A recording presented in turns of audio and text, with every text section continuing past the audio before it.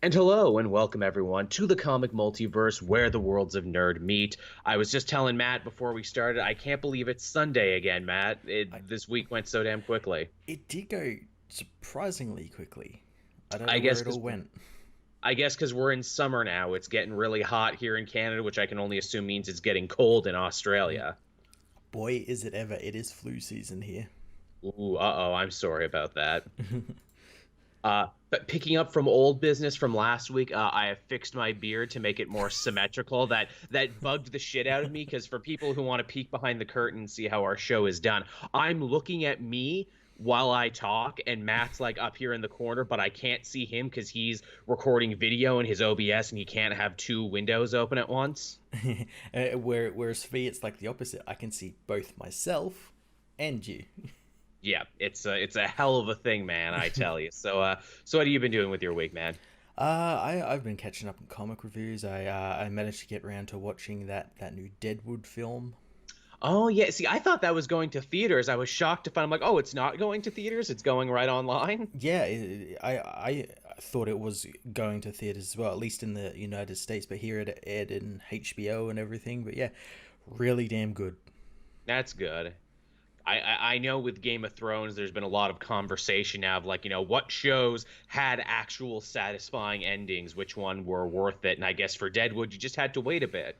Yeah, and it's really surprising because like at the end of season three, you had all these different things like left out in the open and on the table, and they wrapped them all up here in this That's in good. like 90 minutes, and it didn't feel rushed or convoluted or anything. Let me ask you this because obviously there's such a time gap in between the show ending and this movie. Do they do a time jump to explain why everyone's older, Yep, it's like a 13 year time jump. as you would need to? Yeah, it's a big part of the story because it's like when South Dakota gets recognized as a state or something. That's right. And South Dakota had a really interesting time becoming a state, actually. They wanted to make a bunch of what is it? They wanted a bunch of extra stuff that none of the other states got. Like Hmm. their women got the vote was the big deal back then, Yeah, yeah. which is crazy to think. But yeah, that's cool.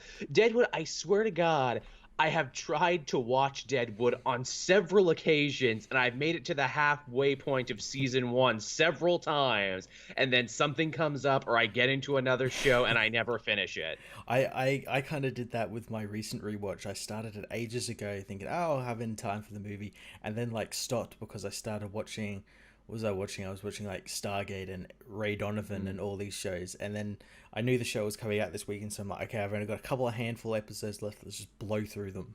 I'm glad I did. I am I am acutely familiar with that first episode, and it's a great first episode. That first episode is basically a mini movie unto itself, Hmm. where it's like, oh, these people got killed out in the wilds, and we think the savages did it, the godless savages, and they're like, no, it didn't. They were clearly killed by friggin' white people who tried to cover it up and blame it on the indigenous people's shit. I remember one time I was watching like a game of Deadlands, which is basically just Dungeons and Dragons, but for the Wild West. And literally that person just did the first episode of Deadwood, and no one at the table realized it because no one had watched the show. That's awesome.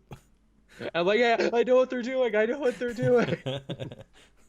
You couldn't do that with fantasy where it's like, yep, you're a bunch of halflings from a place called not the Shire, and yeah, you gotta take this necklace to a volcano. That wouldn't be a volcano. It would be like the ocean. You got to cast Yeah, it into Ocean Doom or something. The yeah, the Doom Ocean. cast it into the water. Thanks, Gallon the Gray. Yeah. But yeah, so my week pretty chill.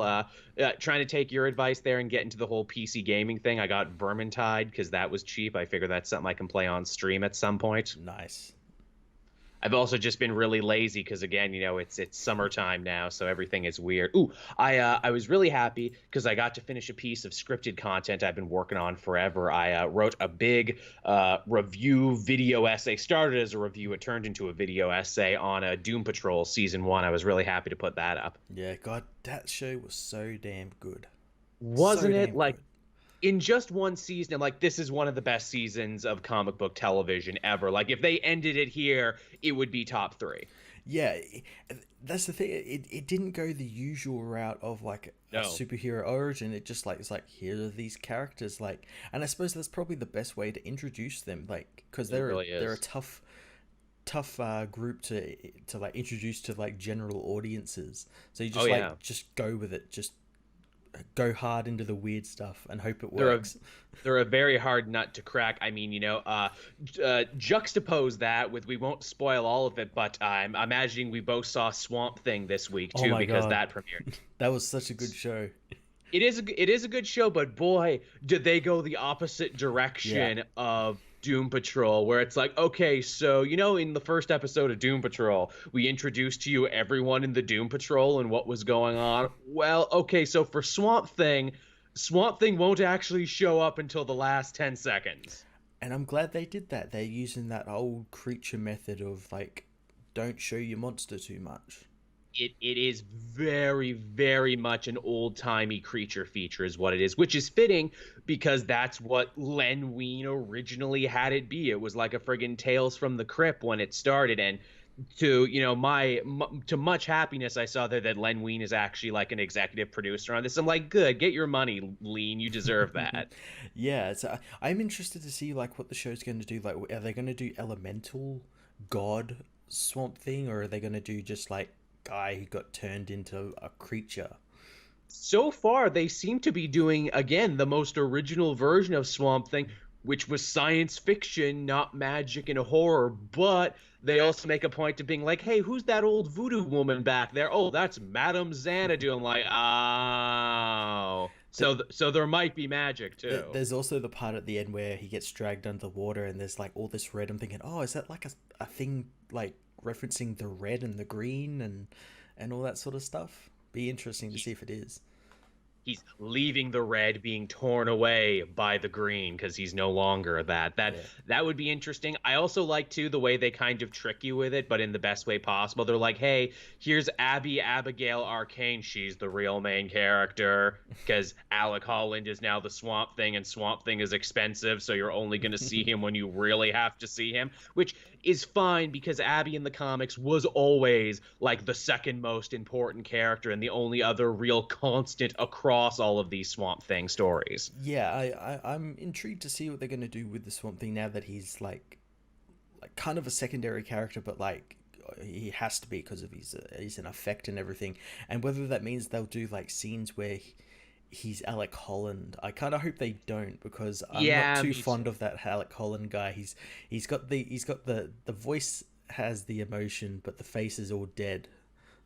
I get what they're doing. They want Alec Holland to be weird and quirky and Jeff Goldbloomy. I get that, but I also get as a comic reader, there's a reason he catches fire and is out of Swamp Thing stories in like the first 5 minutes, right? He's not interesting.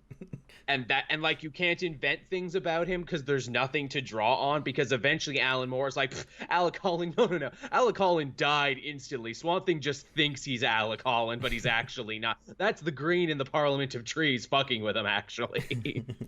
And they could do that too. Again, they could totally be a thing where it's like, oh, you thought it was science fiction, but nah, it's actually magic. And you thought you were Alec Holland, but no, Alec Holland is super dead. Yeah.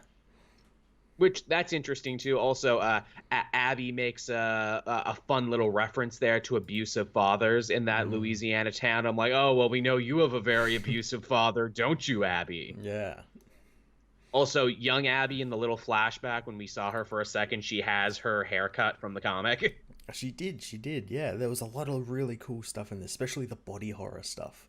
Yeah, most definitely. Which you can tell that's where they spent the money. That's why they had to cut this down to 10 episodes because I'm like, holy shit, that is Hollywood quality gore and monster effects right there. Yeah, very intrigued to see if they pull this series off now that, especially since they cut the episodes down. You don't want to hear that because again, it's like imagine if they stopped Doom Patrol only 10 episodes in, you would miss the great payoff that everything was building to. Yeah, Hopefully they can do that. yeah. But yeah, Swamp Thing is cool. I'm interested in it. I'm here for it. It's on at the perfect time too because it doesn't really have any competition in the Hmm. TV sphere. Yeah, well, it's come on during like TV hiatus time where all the other comic book shows have gone away, and I think only like Agents of Shield is the only thing on. That's true. But yeah, so I guess from there we can actually hop into the news we have this week. And Matt, we got to talk about Abu Dhabi, Matt. I bet you thought those were words you would never hear me say on the show. Guys, we've been putting it off for too long. We need to talk about Abu Dhabi. Is precisely we need to talk about we're going to be covering a lot of theme park news this week, so just don't worry, defunct land, don't worry, Disney food blog, we're not coming to steal your thunder just yet. But I didn't even know this was a thing. We might have mentioned this like a year back. There was talk that what is it, Abu Dhabi, they had spent like $1 billion or something ridiculous to build a Warner Brothers theme park. Yep. And we were talking about this, and it's like, well, this is really vague, and this might not even happen, and who knows. But this week, pictures began to surface. I guess they invited Jim Lee out to see the final park now that it's running. And oh my God, the DC portion of the park is fucking insane. They've got a full-scale Hall of Justice. They've got a full-scale Hall of Justice, complete with statues. They've got a bunch of restaurants like, what is it, Mr. Freeze's Ice Cream Parlor, Joker's Funhouse, the GCPD building, and I'm just like, this is amazing. They've basically created the Joel Schumacher city streets from those movies, and it's a neon wonder. And then I'm like, this is so insane. Where did they build this in Abu Dhabi? And like, oh, they built it inside. It's an indoor theme park. I'm looking at it now. They actually built a piece of Metropolis, which is where the Hall of Justice is, that looks exactly like Metropolis, and Gotham City. They surely did. And this is part of a bigger, like, Warner Brothers theme park. They got like a Looney Tunes land and like a Hanna-Barbera land and stuff too, which is impressive in its own right. But holy shit, Gotham City exists and it's in Abu Dhabi. So what we're saying is you all need to, give to Matt and Mai's vacation fund next year in Abu Dhabi. I think it's only going to cost me like $2,000 to fly there if I go tonight. So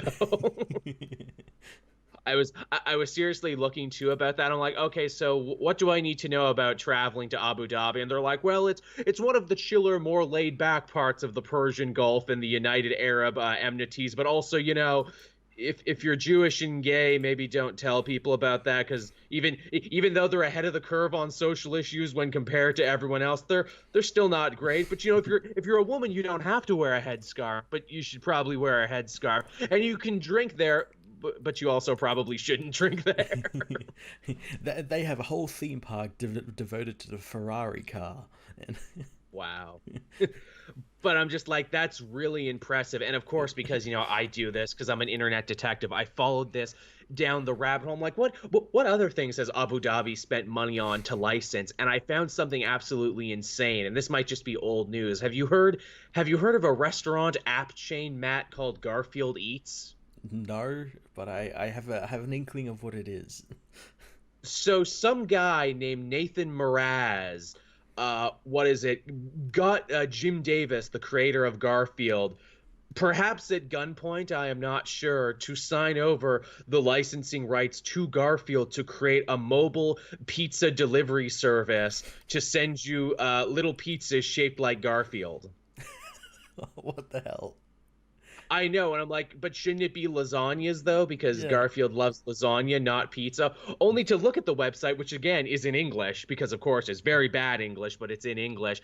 And you can get lasagnas and garfuccinos, but the only problem is that the lasagna is just shaped like a regular lasagna. So I'm like, what the fuck are you even doing? It's just a lasagna with, and the packaging has, a Garfield sticker slapped over, like the actual brand.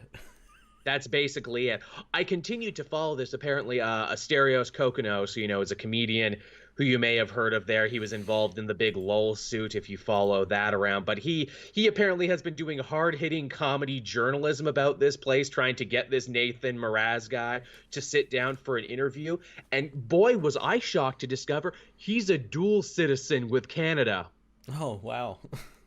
And he just recently opened a brand new Garfield Eats restaurant in Toronto. Oh, I think you need to go do a video on that. Next time I'm in there, I think we need to go to Garfield Eats. And again, to listen to this man talk, he's clearly insane, is what he is. Billy McFarlane from Fighter Festival. He's just this, con man with an inflated self-ego who's like, well, I cannot be defeated. I am bulletproof. I got Jim Davis to give me the rights to Garfield for this stupid idea. Hey, maybe he had one of these investors go suck his dick Who knows? to release the rights. Who knows? And again, all I could think too is that what is it? That comedy sketch there for "I Think I Should Leave Now," where it's like, I bought Jim Davis's house, and I'm like, is he that guy? Is he that guy who just lives in Jim Davis's house? I don't know. But yes, this story was wonderfully insane, and I had to talk about it. And I just love that there's a weird ass Canadian connection to this. But goddamn, Garfield eats everybody. Also, apparently, too, the meme, it's already been like a meme, and it's the hashtag has already been co-opted on Twitter. So if you search like hashtag Garfield eats, all you'll get is stuff where it's like, oh help, hashtag Garfield eats my ass, or help, hashtag Garfield eats me out ?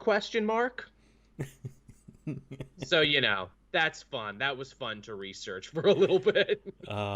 That's great. As you said before, like when you were like researching all like the Abu Dhabi park, I was doing that with something we're going to talk about a little later on in the show. Ooh, yes, again, you're getting so much theme park talk this week, everyone. Don't you worry, it's a coming. But next, we have another piece of news.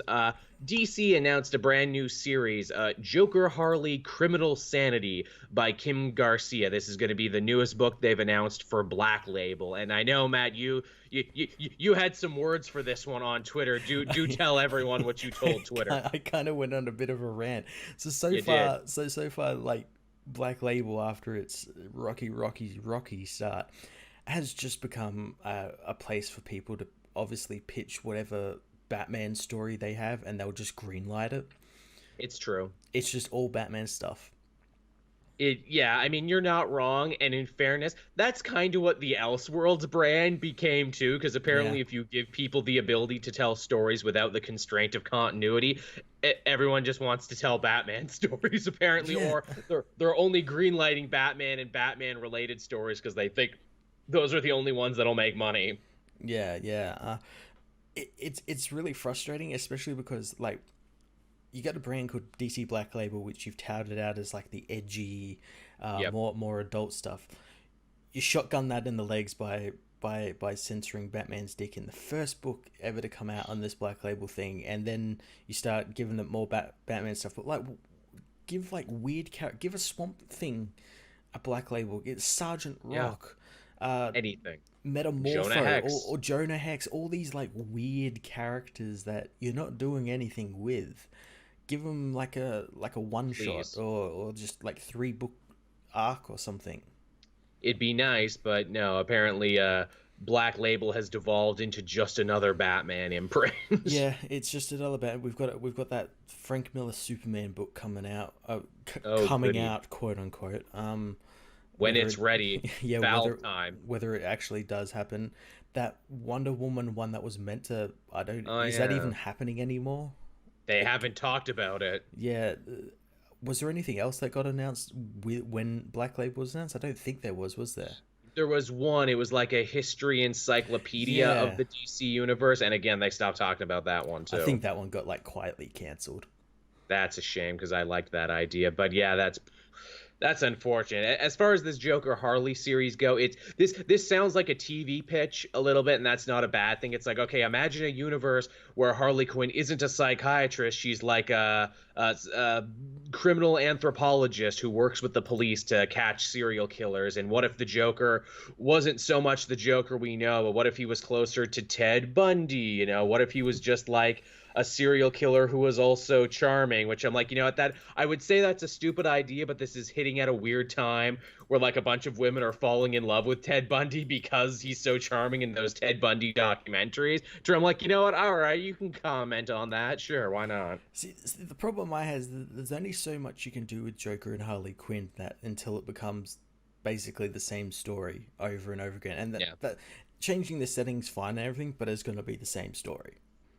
Like, It is. You know what actually did the or no, go ahead. I was gonna say they should change it up by like doing something like, okay, well, maybe we know the relationship between Harley and Joker is where Harley is like abused by Joker, but what if it was the other way around?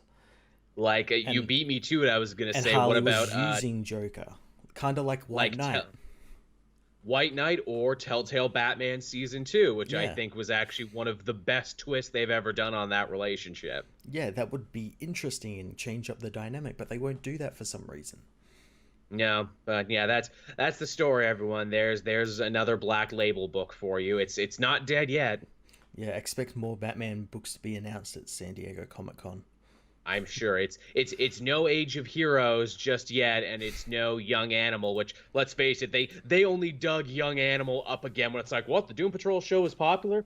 Well, greenlight a new Doom Patrol book. What do you mean we already had one and we let it lapse by the wayside? Oh well, shit, dig it up again. Did it lapse, or did it just get like the book will come out when it's, we don't know, it's done, but we don't know when it's coming out. Here's the thing: if anyone but celebrity in other things that aren't comics, Gerard Way, was writing it, they would have just canceled it. But they didn't Yeah. want to piss him off, so they're like, "Oh no, it's just slumbering, is what it is. He can come back whenever." But they canceled everything else in the line because it was all just Gerard Way anyway. So it's a book attached to a line that really has nothing else in it. Yeah. Which I don't even know why they bother publishing it under Young Animal. They should just consolidate it all together, is what they should do. Yeah. And they should just call it DC Imprint. What imprint? The imprint. Yeah, nondescript imprint 1. Nondescript imprint 1 is what they should do for all these things we tried to. I mean, shit. Credit where credit is due for Marvel. They did the Ultimate, and then they were done. Yep. Yeah, they Nope. don't actually have like a null imprint. They did do like mini series of like Marvel Knights and stuff, but it's only ever just been mini series. Yep. They keep threatening they're going to bring back Malibu or one of those other things that they own to be its own imprint, but they never do. No, they're not going to do that. No, I doubt it. But yeah, so that's your Black Label news, everyone. Next up, we have some cartoon news. I get the feeling this doesn't affect me or Matt at all, but I wanted to mention it anyway, just because I figured it would be a good launch pad for another conversation. Apparently, Marvel, out of the blue, ordered a third season of that Marvel Spider-Man show, even though it seemed like that show wasn't coming back. Whatever. I know, it's not a very good-looking show, but the interesting thing is that the third season is going to be called Maximum Venom. Oh, wonder because why. we gotta get. I wonder why. Again, hey, let's dig up this thing we let die because we can slap Venom on it. I don't really care for any of those Marvel animated shows because it seems like They look so bad. Well, no, it seems like they're going quantity over quality. Yeah, because there's like 40 episodes a season, and they do like 3 seasons a year and everything, and like that's not good quality.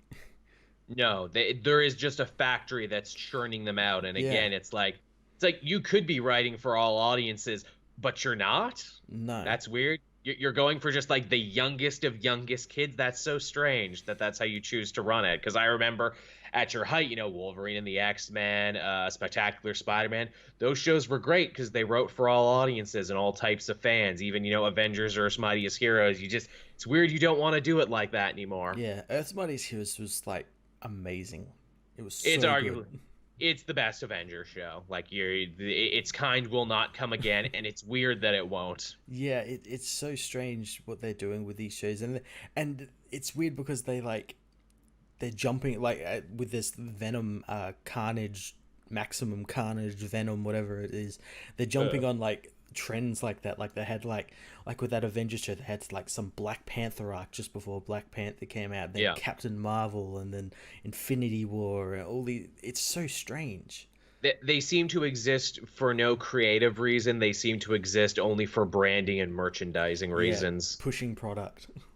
Which that sucks because it's like, man, kids deserve better, and I like to think kids are smart, and even they know when they're being marketed to. Yeah, yeah. Well, that's like most shows these days. Most animated shows these days, they like sell product because movie come soon or something.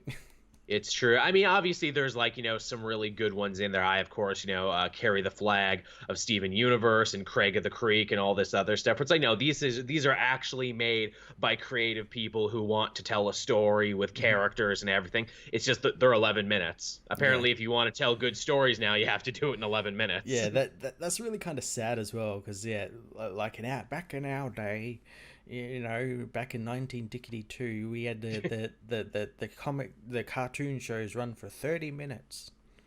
Although, it's funny when I stop and think about it, I'm like, it's like, I got to tell a story in 11 minutes. I'm like, well, a lot of the Cartoon Network shows were actually all broken up into short segments. They were all put together in 30 minutes, but they were all short segments. Like, Animaniacs didn't run for 30 minutes. They ran for a number of short segments. But also, to be fair, there was also kind of some through line with them as well. That's true. Like Laughing, like the great variety shows of its day. But Yeah. now we're waxing poetic. Speaking of Avengers, I didn't put this on the list, but I really should have. Apparently, we got some news about that Square Enix Avengers game now. Yeah, that's going to be announced on the 10th. So the day we do this next week, I think. Oh, right on. Actually, I can announce it now too. Next week we'll have a guest for the latter part of the show. I won't tell you who it is, but just get excited. In fact, I do think he might be the biggest get we've gotten for the show yet. We were actually just reading his IMDb page. We're like, holy shit, he's in a lot of stuff. Yeah, pretty damn good guess. But yeah, get ready for that, everybody. But yeah, so that Avengers game, we don't know really what it's about or even what kind of game it is, but we know it's Square Enix, and a lot of people are like, ooh, is this part of the shared universe with the Spider-Man game? Maybe, I don't know. Well, apparently the guy in charge of like the Marvel Entertainment Games said it will be. Whether that actually turns out to be true, though. I mean, like they could do it in even just the smallest way to be like just like get us here like a news program in the background or a paper clipping or something being like, oh, what's happening in New York? Oh, Silver Sable in martial law. Oh, we should do something about that. Don't you think, Iron Man? I agree, Captain America. Yeah, well, in that Spider-Man game, we had like references to Tony Stark and Captain America. We had the Avengers Tower. We did. All that sort of stuff. So yeah, I'd be interested. There was like a little blurb for the panel going around, and it kind of gave more depth, and it seeked to imply that you might be making your own character, maybe, or Ooh, that's okay. like interacting with people like Captain America and Hulk and all that sort of stuff. Can I make a really edgy 90s character? Can I make Blood Gut the Destroyer? He's just got a dozen pouches and spikes in places he shouldn't have them. Yeah, and his muscles are ridiculously huge. Speaking of character creator, Code Vein, basically Anime Souls. That game was not at all on my radar. Then I saw people screwing around with the character creator, and I'm like, all right, that's a really good character creator. I'm interested now. You can make all your pretty anime Bashojin boys and cat people, and you can do everything else. And I'm like, all right, that's pretty slick, honestly. I wasn't interested. Now I'm interested. Just like I wasn't interested in that Final Fantasy 14 RPG, and then I found out they released a new class that's literally just all based around the gunblade, and I'm like, all right, that's the kind of anime trash I enjoy. All right, let's. I can have what? I can have 30 days free before you make me start paying. Okay, have 30 days with the gunblade. Is the Gunblade DLC? Do I have to pay extra for the Gunblade? Also, I can be one of the weird cat men from 10. All right. That's fine by me. Or one of the bunny ladies from the future ones. All right. All right, Final Fantasy 14. I see you. But yeah, so that's that news. I'm really interested what kind of game it's going to be. Do you get to pick your Avenger and go in and out? Do you make your own character? Like you said, wouldn't it be hilarious because it's Square Enix, an Avengers turn-based RPG? Hey, I'd be cool with that. I think they would greatly like it wouldn't excite as many people, but it would definitely excite us and the people watching the show. Imagine Avengers by way of Persona. Yes. Oh, you got to get your social links up with Captain America so he can say Avengers assemble. Oh, wait, everyone. This enemy is weak to vibranium. Quick, hit it with vibranium. We'll blend these two characters together to create a new monster. Love it. You get big boss fights with, like, Graviton and everything. It's like, oh, he keeps buffing his skills. Quick, buff him down, Black Widow. Buff him down. Quick, guard everyone, or else this is going to be a one-hit kill. Yeah, I'm intrigued to see what kind of game it is, especially since it's been cooking for very long. There's been rumors that it's going to be something like Destiny based, like that type of like gameplay, like a game as a service, always online. I think so, or like more like raids and stuff. And okay, that could be interesting. I'm intrigued to find out what it's going to be. I mean, we're going to be playing it regardless. I wonder if they're making it sound like there's going to be a multiplayer feature so we can play together, I'm sure. Single player and multiplayer. Okay. Tell you what, if they got a good single player, one time instead of an episode, we'll just upload you and me playing, and that'll be the episode. This will be fun. But yeah, more news on that as it breaks, and we'll talk about that as it gets closer. Yeah, well, next week's E3, so... Is it really? Holy shit. Yeah, end of next week. So not next week's show, the week after, I imagine we'll be talking about all these games. I guess E3 isn't having nearly as big a news push this year as in years past because a bunch of people just straight up aren't showing up this year. Yeah, like Sony and all that. I think Sony's doing their own thing. Which, I mean, can you really call it an E3 if everyone isn't there? Yeah. What do you want from E3? Show me more Fallen Order. I want more Jedi. I'm looking forward to that. I'm looking forward to the rumors starting hopefully in the next couple of days that there'll be a new Superman game announced. Like we've gotten at every other E3 for the last decade. This is the year. I can feel it. It's a Superman game. Every year, like the week before, everyone's like, "Oh, I heard Rocksteady's going to announce that Superman game. Here's a blurry picture I made. That's totally real, guys." Wait to be shocked and amazed when it's like Rocksteady's new game, Brightburn. Really? I mean, okay, I guess. I guess I'll play the Brightburn game. What is Rocksteady working on? Because it feels like they've done nothing in between Batman games. There's rumors that it's like a Batman prequel game, like a Justice League game, a Superman game. It's like all these different things. I'm like, not really too... Just leave the Arkham universe alone for a little bit. I think you've tapped enough. Although, honestly, I kind of like the idea of Arkham Year One, where it's like you just run around as Batman in the streets getting stabbed by prostitutes.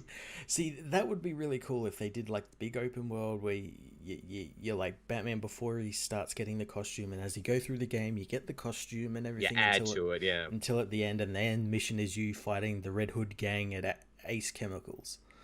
That would be really fun. Yeah, that would be really good. You fight the Red Hood gang. It's all just gangs. You fight Falcone and Maroni and everything else, and you're basically just Matches Malone. There, you got fake mustaches and hats, and you got to stealth around, and you don't have any of the gear. So like they make the fighting really visceral and everything.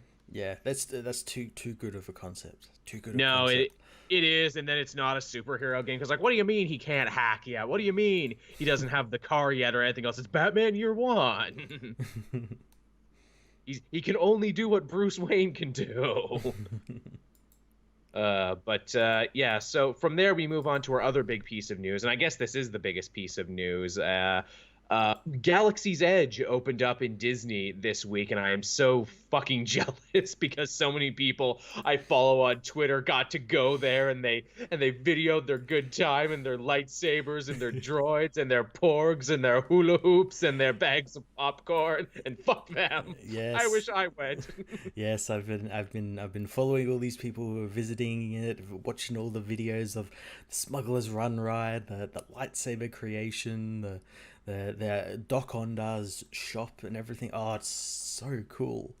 The fact that everyone there is so super into character that if you ask, hey, where's the lightsaber place? They'll be like, oh, I've heard rumors, but the First Order is cracking down. So you have to say to them in code, I'm looking for scrap, and then they'll point you there. Yeah, that's just so cool. The amount of work that went into this, and it looks like it's all paid off. Yeah, it does. They don't have bathrooms. they have refreshers. Yes, You have to refreshers. ask for refreshers. And I'm like, oh God, just rub it all over me, this nerdy shit. The thing that I found interesting, which was something I was going to do when I eventually go there in 20 years or so, Yeah. was and people are starting to do this now, is they're getting like phone cases and they're kit bashing them to make them look like data pads. So they're like Oh. buying like model kits and just like gluing parts on there, and they look so cool.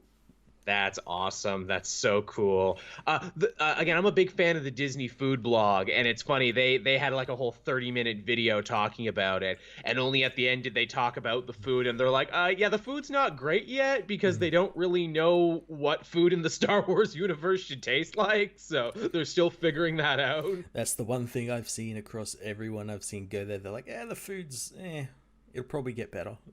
You can get like this kind of like Korean mashup where it's like, oh yeah, it's like tauntaun meat, but it's like in a salad with noodles and everything. It's like, isn't this kind of like what they serve at the Avatar land? Yeah, kinda, but different. Also, you can go to the cantina, which is of course full of alien cocktails, and you can get it in a pour cup, and you can get it in a friggin' what is it, in a yub yub cup and everything. I'm like, that's fucking cool. Yeah, you can build your own droid. You can build your own droid, which is very expensive. I think it's like $200 American for the lightsaber. Yeah, the lightsaber. I think you can get like just a normal one, but then you can get like the premium one, which is like a like a proper metal handle and everything. It looks so fucking cool. I know one of the other complaints I heard from people, it's like, okay, so it's a great park, and they're going to have a hotel coming soon, and they're going to have more rides, and they're probably going to fix food. But as it stands right now, it feels just like the greatest merch store you've ever visited. I'm cool with that. I'm fine with that. I'm fine. There's a place, what is it? It's a toy store, but they make it look like a pet shop where you Yeah. can get, like, again, you can get your porg, you can get your loth cat, and they give it to you like in a little cardboard cage to be like, oh, you just adopted a pet. They also have a clothing shop that sells Jedi and Sith robes, and I'm like, oh God, help me, I would buy one. Yeah, it's so much cool stuff. My favorite thing is they is just like the little details. Like people have found out that like you can buy like the Sith and Jedi holocrons, Ooh. and then like these lightsaber crystals, and people have found out that you can put the lightsaber crystals in the holocron, and you'll get Nice. like a different, you'll get like Mace Windu or Darth Vader or something. But what's really cool is you can actually put the holocrons together and they'll interact with each other. Oh shit. And the Bendu will start talking and everything. I'm like, oh, that's so cool. I thought the coolest thing is that when you go on Smuggler's Run, you got a robot Hondo Onaka talking to you there. A scarily realistic robot Hondo Onaka. They made him real, and I'm just like, why? Why did they pick Hondo for Smuggler's Run? Oh, because Jim Cummings, and Jim Cummings is big in the Disney family, so it's probably really easy to get him to redo his part. And they've written into the canon that for like a brief moment he owned the Falcon. That's fun because literally it's changed hands a bunch of times. Yeah. Goddamn, friggin' Galaxy's Edge is so goddamn cool. Yeah, it got me, like, as you were saying before, researching. I was like, researching, like, how much are tickets? And I'm like, oh, they're A lot. they're actually relatively cheap, like, considering what I would get out of it. That's true. And again, it's probably a much bigger trip for you to Orlando than me to Orlando. Yeah. And again, I'm heading into my con season now because obviously I got one in July, I got one next month at the beginning, and I got one in October. And I've saved up a pretty decent nest egg. And thank you, fans who have donated to get me a camera person for the July thing. And I was just sitting there looking at my nest egg, and I'm like, all right, so I'm booked on these two cons, which means I have to be a business adult and honor my meetings and everything there that I said I would. Or I could take this money and go to Disneyland. And I'm like, what a fucking asshole I would be if I did that. Yeah, sorry, I gotta cancel. No, sorry, I can't do that panel. I know I agreed. Yeah, sorry, no, I can't do the thing. Why? Star Wars. Galaxy's Edge. I had to Star Wars. I had to go to Star Wars. Because that's really what they're selling here. It's like, look, but guys, you can come to Star Wars. You know the movie you like? You can come and be in the movie you like. Yeah, what's really cool about it as well is, like, most people have pointed out that, like, they thought that like because it's a park in Disneyland, you'd like look up and see like, oh, there's the Disney castle, like kind of takes you out of the immersion. They've built the park in such a way that you can't actually see it, you just see the sky. That's crazy. That's freaking awesome that they've done that. Also, too, when you leave the park, they're like, "Oh, you're going off world now." That's the thing, because the park, it's in another world, is what it is. Also, apparently, as it stands right now, because it's the hottest park, they've had to institute this thing. You can only be there for 4 hours. Oh, really? Yes, you can only. That's how like overpacked they are for people who want to come in. So as it stands right now, until they build the hotel and until it just becomes another park, you can only be there for 4 hours. How would they regulate that? Because you could like get in the I don't park know. and just like it's like, oh, my 4 hours are up, I better leave, or I could just go stand in line for the Millennium Falcon ride another time. Yeah. I was gonna say, do they put a little wristband on you and it starts beeping, beep, beep, beep? Then the first order agents come and kick you out. You got to get out before it explodes. They implant like a bomb in your neck. Man, they spared no expense. They send bounty hunters after you. Dengar comes and drags you out. That would be so cool. That their security. Again, you want that? Okay, security guards dress up like bounty hunters. You just put a bunch of Mandalorian helmets on them. It's time for you to leave. The one thing I dislike about it, but like I understand why they did it. They don't allow adults to dress up. Kids can, but adults can't. And That makes I sense. understand why they did that, but at the same time, like, oh, I want to dress up. You sell robes in the shop. You can't tell me. I mean, look, here's the thing, Matt. What we got to do, and I know people do this in Disneyland anyway, because that's a rule across the board. You can't come dressed up like a Disney character if you're an adult. But they found ways around it. Where it's like, look, I'm just wearing a white linen shirt and a brown vest. It just kind of looks like Han Solo. Yeah, no, go as like the rip-off characters, the Turkish Star Wars characters. Exactly. See, you got to be creative, but you can do it. I'm waiting for that one person to go dressed up as like Captain Kirk or something. Just getting beaten up. Yeah. That's what I like. Oh man, did you see this? I'm sure you did, because it's been making the rounds, because we can't have any nice things and because people always have to hijack fun stuff for their own bullshit. Apparently a bunch of anti-vaxxers dressed up as Star Wars characters and hung out with a bunch of signs. I saw that literally just as we were starting the show. And I'm like, what a confusing protest. Who are you trying to reach with this? Like I know you don't care about Star Wars and you're just looking for something that has the most eyes on it to try and, like promote your bullshit. It happens at San Diego Comic-Con too. It happens in everything where it's like, oh, I want people to see my stupid sign. So you go to where there's lots of people. But the fact that you dressed up as Star Wars characters to spread your anti-vax message, I'm like, what? My favorite one was there was like a bunch of people who they were the people who are angry at Disney for ruining Star Wars. So they paid thousands of dollars to get into this park to stand in front of the Millennium Falcon with a shirt that says Luke deserved better. Of course, sure showed they did. Sure showed them. Yeah. And again, somewhere like up in the high rise there, what is it? Bob Iger's like, I got your fucking money already. Yeah, wiping the tears away with the $100 bill. Oh, I'm so sorry. Oh, I'm so sorry. Now buy a porg. And you know they are gonna buy a porg too, because porgs are adorable, and you can't not buy one. But yeah. Again, I would love to go to the park. Again, maybe when they open the hotel, I'll think about it. Maybe I can save some money. But yeah, I definitely want to check out Galaxy's Edge. There's two Galaxy's Edge open. There's one in Orlando and one in California. Right, because there's the Disneyland, Disney World. Might spread it out a little bit more. That'd be nice too, and and they're gonna have different shit, I'm sure. But obviously, the LA one is gonna be more expensive than the Orlando one because you're in LA. Yeah, and I think the LA one has an actual storyline through it. Like there's there's a woman character who's like a rebel spy, and they have vignettes that play around the park at certain times. I love that. I love that they're making it interactive. Yeah. God, I have such a nerd boner over Star Wars Land.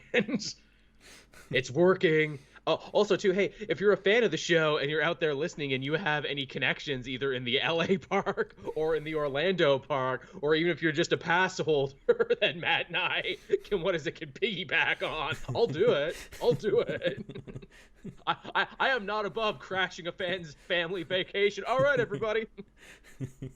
I show up in a tropical Hawaiian shirt with a six pack. Let's do this. Yeah. No, you wouldn't be allowed alcohol in there, so you've got it like smoke. You got like the wine and the Diet Coke Uh, goat thing. you say that Galaxy's Edge is the first park in Disney, I forget if it's Land or World, that actually lets you drink booze, because you can drink booze in the cantina, Yeah, but you can't take it out. but you can't take it with you. Just me and my like tank top tropical shirt. I'm that uncle who ruins every family vacation. Yeah, when we turned around, he was fighting with the dude dressed as Gaston. It was the worst.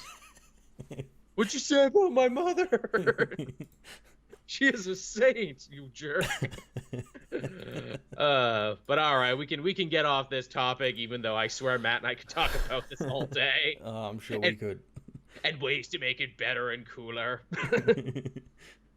But yeah, so we actually did read a fair amount of books this week. It's funny, I feel responsible for this. Last week I'm like, oh, there's so few books to read, I might actually catch up on stuff. And then this week it's like, here's a dozen more. Here's a dozen more, many of which are really big issues.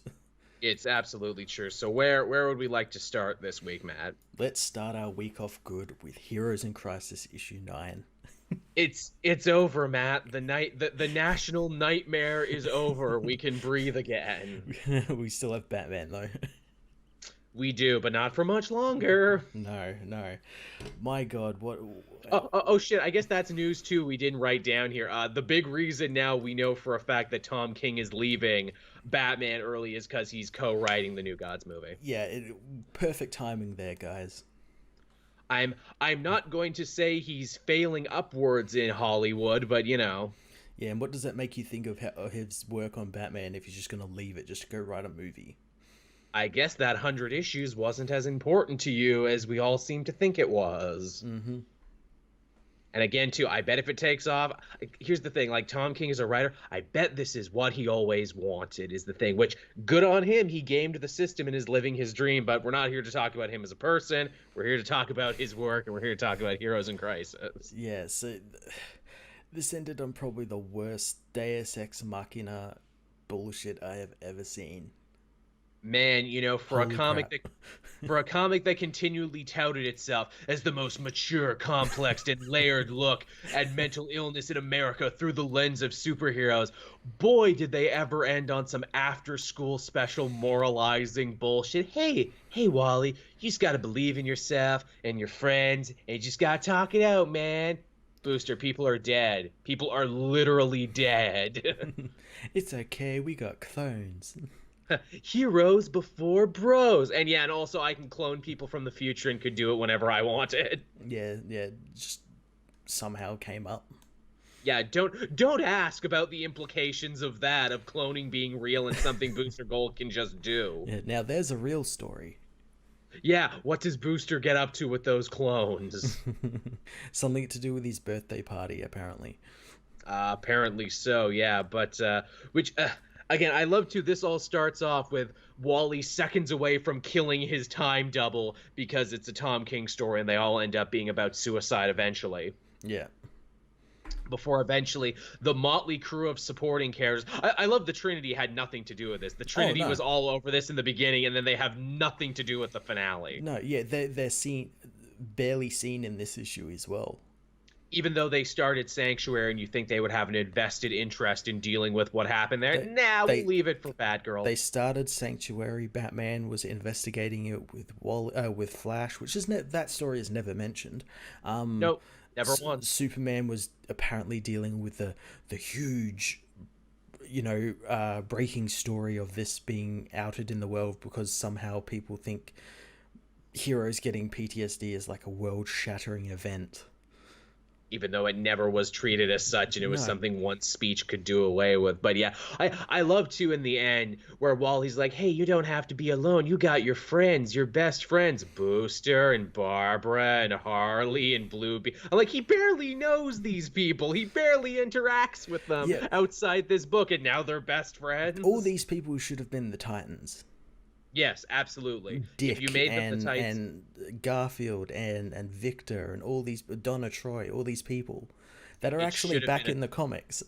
yeah, it should have been a Titans event. Oh, sorry, we canceled their book. Well, can it be Nightwing? No, we shot him in the head and he doesn't remember who he is anymore. So I guess you get this motley crew of Scooby All Gang members. see, these are all characters that Tom King has written before. So this isn't like Dan DiDio saying that. This is Tom King. This is the people he wanted to do it with, because he's written them before, written them very terribly, but yeah, he's written them before.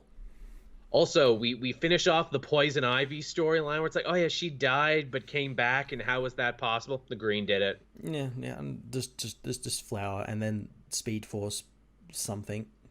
This story that was barely a story, the Green did it, which that made me mad too, because I'm like, wait, but Scott Snyder retconned it to being that she wasn't part of the Green, that she was just a good scientist again. Then I'm like, oh fuck, but then Tom King retconned it back in his stupid Poison Ivy takes over the world story because she was upset about things. Yep.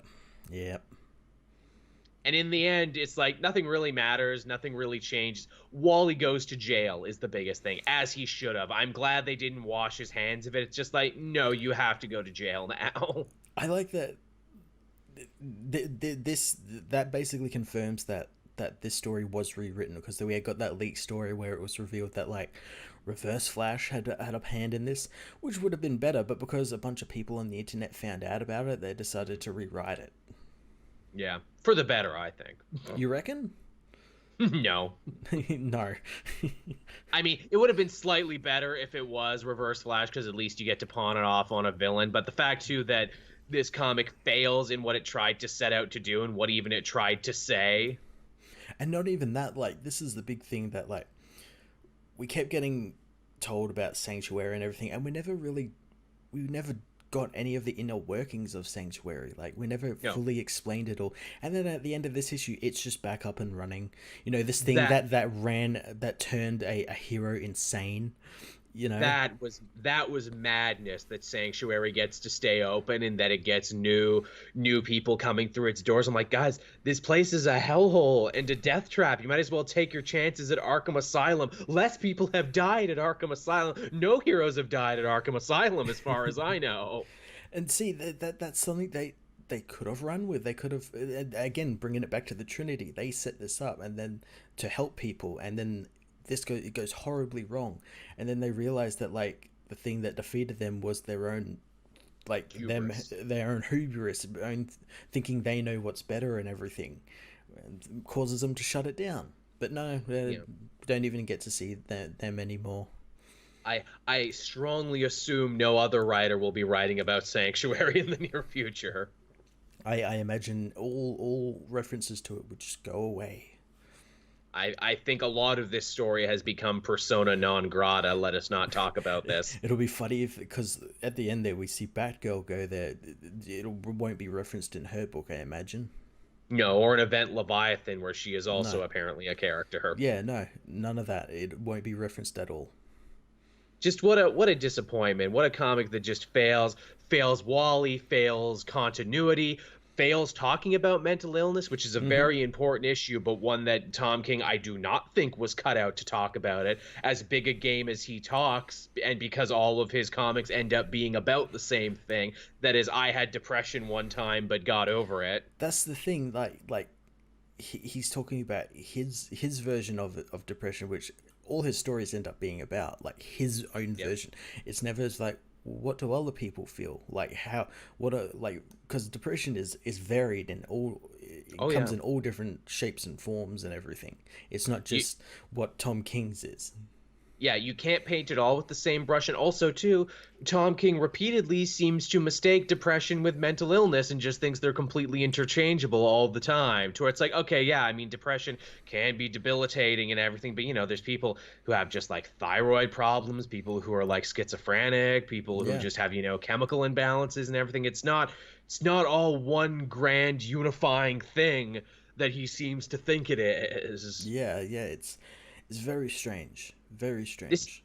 this issue, despite this whole series being like dark and morose and everything, this last issue is filled with jokes for some reason. Like, again, I mentioned the bros before heroes, but also just like little one-off things, like Hal Jordan being like, I don't even know what will is, hackety schmackety do. Those little like boxes was so like someone pointed this out to me and I've got to agree with it. It's like Tom King like needed to fill these boxes in with characters, so he got a bunch of characters and then just like Wikipedia'd them on like DC database and like read the first like paragraph and be like, oh okay then, all right. There's a like the Hal Jordan one really pissed me off because like this is the character who's very intimate with his will. Like he used his own will to craft his own Green Lantern ring.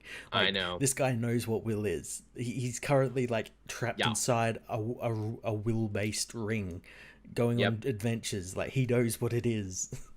Then you got like Firestorm's like, oh, my head's always on fire. What's up with that? I'm like, that's amazing that he's a punchline in this Tom King book. Meanwhile, Jeff Johns gives him a whole story to himself in Doomsday Clock. Yeah, yeah, an amazing story, and yeah, and just characters like that, and the stuff with like the Robins and stuff in those Mm. panels where it's like they're describing themselves and the other Robins, and it's like no, no, What were the other two that really got to me? Oh, the self-referential Red Tornado one. Whereas, like, I'm thinking about building a robot family. Ha ha ha, get it? He's referencing Vision, which is a thing Tom King wrote. That's funny. Until you remember Red Tornado actually has a robot family already. And he was human. And he had a daughter, too. Oh, wait, that joke doesn't track at all now. You were just being self-referential and didn't even bother to check and see if that joke tracked. Tom King didn't write that stuff though, Joel, so it's not canon. So it never happened. Then you get one with Black Lightning where it kind of gave me like, huh, yeah, that's true. Whereas like, they think I'm like them, but they treat me like I'm not. And I'm like, oh yeah, because he's one of the few black superheroes. And then I'm like, wait, why is he talking about this in like the mental health thing? Does Tom King think racism in America is also like a mental illness? Sometimes it feels like racist people are mental, but it just seems weird that that's what Black Lightning chooses to talk about here. It seems like Sanctuary's like purpose changes every issue, like because it's set up as like a place where heroes go to deal with the problems the job presents them, like the mental problems that the job presents them of being a hero. But then it changes to like, oh, you can just go here just to like vent. For about it, it's what it is. It's a reality show. It's the camera scenes Yeah. in a reality show where It's the Big heroes are like, Brother. it's Big Brother. I didn't come here to make friends. I came here to eat brunch. That's what I would have liked in this story if characters were just eating brunch. It would make for a better story. It would be. But it's over, and hey, if you want to see Wally again, I'm sure you'll find him in that Brian Azzarello Suicide Squad book when that happens. Yeah, yeah, and Because, also when we talk about it, but this book was apparently meant to tie in with another book that came out this week, since that's why they postponed it to tie but in boy, with this. didn't it? But yeah, but it had no fucking weight. What a lie. That's almost like they really wanted you to buy both. They're like, hey, if Yeah. you're thinking about, just buying Doomsday Clock and not buying Heroes in Crisis, you really need to be both because they're related, we promise. They're related by that they put out by the same company. What a bold-faced lie. Do we want to talk about Doomsday Clock next? Because we already referenced it. Holy shit! As a Superman fan, this was this was a good book. Hits you in the feels, don't it? Oh, this was such a great issue. This is well worth the delays and everything, because that's the thing. The book gets delayed, but each issue is fucking amazing. It's true. It's like you're mad about it, then you read it, and you're like, all right, fair enough. Yeah. This one might be the most artistic one they've done so far because it's told entirely through the point of view of Dr. Manhattan, and it's very similar to the scenes in Watchmen with Dr. Manhattan, where he's seeing like all these different moments in time.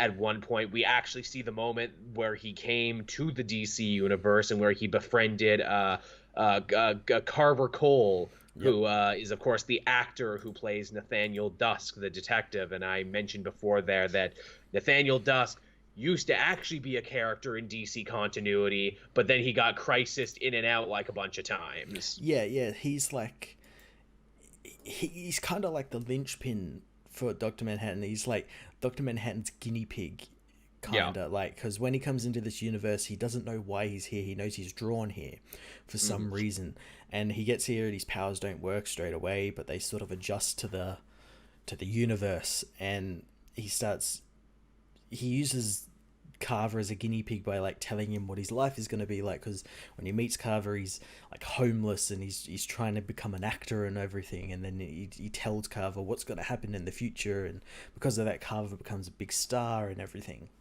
Yeah, he basically lets him play with all the cheat codes turned on. Yeah, and just to see like what would happen, and then eventually Carver dies, and he starts hearing about some man lifting a car. And we find out we're in April 18th, 1938, and it's the day Superman arrives. The day Superman is introduced to the world. I love that panel so much because it's a direct reference to Watchmen, where it's like, because this is a different timeline, where instead of the first Action Comics hitting the shelves, superheroes became real in this world and people read pirate comics instead. Here it's like, oh crap, I'm in a world where superheroes were real, but also superhero comics were real too, because I'm in the world of the comic. Yeah, and he realizes that something is different about this person, and that somehow the universe revolves around Superman, because he starts going through the crises, the infinite crisis, the 0 hour, all these different crises, and he realizes that the one constant is Superman. Everything shifts around Superman, and it's always the same thing. There's little things change, but it all ends up the same, with Superman being this beacon of hope for this universe. And what happens is... Now you moved your chair there. I'm like, what the hell is that? Is it no, that was the water pipes in the wall. Oh, okay, good. I'm like, oh god, what is it?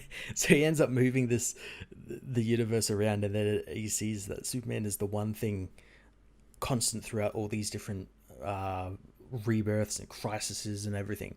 So he decides to remove Superman, just to see what will happen. I love that's his reasoning. It's like, man, I've never seen a metaverse before. I bet I could screw around with that. I bet I could do better. He doesn't just remove Superman. He removes like other key factors. So like Alan Scott, who was kind of the Superman of his time. Indeed. He kind of like moves the Lantern a little bit, so he doesn't become Green Lantern. JSA isn't formed, because we see when the JSA is formed, they're like waiting on Superman. Superman's going to join them, and they're all like a cohesive team and everything. And he moves that Lantern. They don't exist anymore. Time is forever changed, to the point where, again, we get the New 52, where it's like, oh, here his parents die on prom night, and he's sad and distant now, and his words are so ringing when he's like, finally a Superman I can relate to, finally a Superman like me. Yeah, a Superman detached from humanity. I'm like, oh, that's gonna piss off a lot of people, but I'm glad they said it, because that's exactly what that Superman was. I do believe what the kids say. This was Jeff Johns' spitting hot fire is what this was at the New 52 era, and creative choices and people who are probably his bosses now. Yeah, and he does that, and because of all these changes he's doing, he starts becoming like intoxicated by these changes and being like, ooh, I like this. I like doing all of this. But the metaverse, as we learn, fights back and seeks to imply that Wally West might be like a physical embodiment of it. Yeah, that like that's why he got lost, or at least he came out long enough to see that Dr. Manhattan was screwing around with the metaverse, but he couldn't do anything to stop him. And it's very funny to see him be essentially given this place of such importance in this book, and yet be so horribly buried in another book that came out this week. Well, what I hate is that like Jeff Johns like puts that out there and be like, maybe some writer will do something with that. But the thing is, because of the way things are at DC, no one will get the chance to. No, like, that is a horribly wasted chance. It's such an interesting concept as well. Sure is.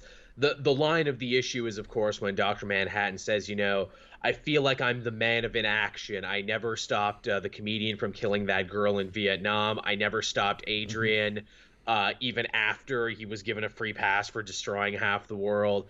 And I never saved my friend Carver from getting killed. I am the man of inaction. Superman is the man of action, and when we meet, he will either destroy me or the metaverse will be destroyed. That line, that's like a great callback to another Jeff Johns thing he did in Infinite Crisis, where Superman is fighting Superboy Prime, and he tells Superboy Prime he'll never be a Superman because despite all of the powers, he's a man of inaction, whereas Superman is a man of action. He's bringing those parallels back, Round of applause for Jeff Johns. And again, too, I know someone in my comment section said disparagingly, it's like, oh, this is just continuity porn for DC fans. What's the problem with that? And I'm like, you're damn right, it's continuity porn. Why is that like a problem? Yeah. How dare this man pay attention? Yeah, how dare he? And how dare fans who read this also pay attention and get a deeper meaning of it. But yeah, Doomsday Clock, really cool. I guess we're in the home stretch now. 2 issues left. They'll be released, as I said in my review, between then and the heat death of the universe. The inevitable heat. See, that's the thing. The metaverse, our metaverse, will actually end before those 2 issues come out. That's what Dr. Manhattan is betting on. Man, I hope that he makes a meta reference where it's like, I have, stretched out every second as long as possible to stop this meeting from happening, yet it happened all the same. That'd be pretty cool. Yeah. No, see, we planned these delays. Yeah, it was Dr. Manhattan messing with our timeline. I do have to wonder this concept of the metaverse, which is a really interesting concept that they've laid forward here. Are we going to see other writers pick up on this? Is this going to become the new status quo, or will this just be this generation's version of Hyper Time, and we're going to forget it in a couple months? I have to think that some writers will, I want to believe like Joshua Williamson with his Superman stuff that's coming up and Batman stuff and Flash stuff, that he'll do something with it. Because I know he's in that sort of realm already with the Speed Force and Hyper Time and all that sort of stuff. I'm hoping he will, but yeah, I don't know. Snyder tends to play ball, but he's also writing his own universe, rewriting a storyline right now too, so I don't know. That's going to be the problem with that, because that already has really far-reaching consequent implications stuff. And then if he adds this in, it's just going to come across like what happened with between Metal and his Justice League, where it's like, you thought that was the big threat, this is the big threat. And it'll just happen again with somehow Perpetua being related to Dr. Manhattan or something, or Dr. Manhattan manipulating her or something. It's such a weird time at DC where we're getting really good stories, but also stories that completely contradict each other in a lot of ways. Yeah. I mean, you could fit them together. It wouldn't be perfect, but you could. And then you got the people who aren't even trying to connect stuff anymore. Yeah, like Bendis.